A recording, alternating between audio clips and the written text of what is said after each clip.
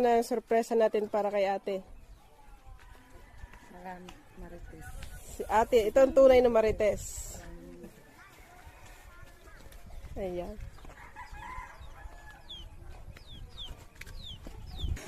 Pahinga mo na.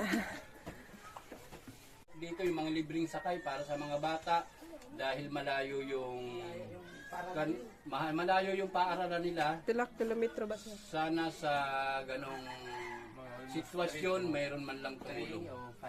5 kilometers? Bagpas. Init. Mabutan ng ulan.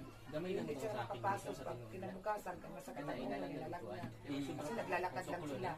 Sa sobrang layo 5 kilometers.